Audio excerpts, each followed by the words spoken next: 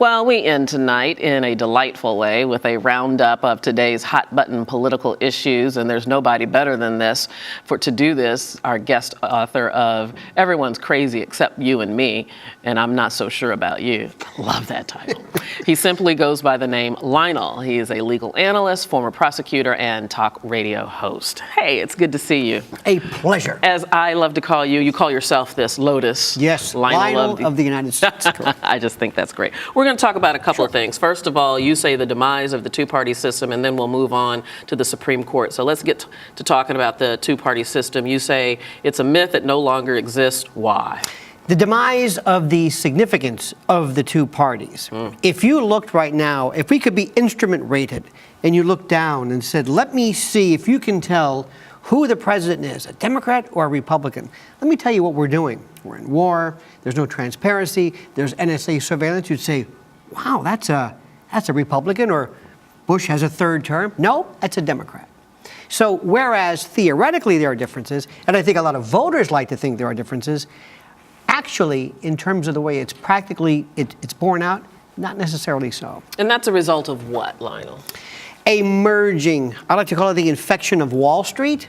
And I think what we've seen, especially in this last election, is you see the Democrats, and by the way, let me just say, as a disclaimer, I am a political atheiist. And I mean that proudly. Not even an agnostic? No, I'm without political theism. Okay. The Democrats' message has been incoherent at best. The Republicans are equally as incoherent, but they've got catchy slogans. You had Joni Ernst, who was a hog castrator, and that did well. You've got pickup truck drivers, and you've got less government. Great slogans, no substance. And the Democrats have really historically abandoned that which they were. I mean, FDR would not recognize today's party. So I think right now it would be wise to at least adhere to something and stick to it. And the Democrats of today, I don't recognize them. They're warmongers. Let me move you forward a little bit, because we're going to run out of time and show. Don't want that to happen. No, we don't want that to happen. You say you have a plan for the middle class that no one's considering. Quickly tell us what that is. Oh, if I were the president, if I were POTUS, if Lotus was POTUS, I would do something very simply. I would have a Wall Street sales tax, number one. I would do something about the $1 trillion debt that's strangling students today.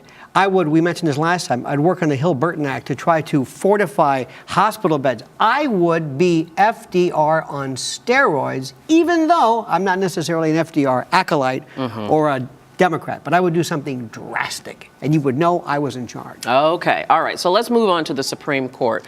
SCOTUS. SCOTUS, yes, Lotus to talk about SCOTUS. Yes. I don't even know where to start. So tell me what the effect, even of the midterm election and the very likely possibility that a Republican president will be elected in 2 years.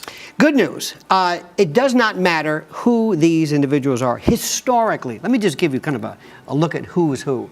John F. Kennedy appointed Byron Whizzer White, who became one of the most conservative SCOTUSes ever, or justices. Then you had Richard Nixon, who appointed Harry Blackmun, who penned Roe against Wade.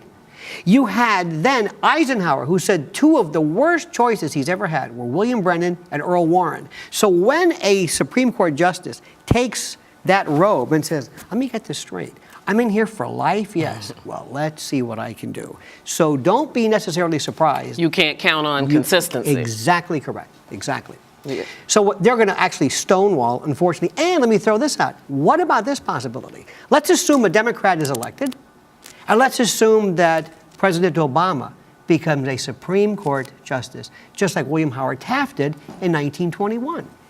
Think about that one. Oh, what do you mean assume that?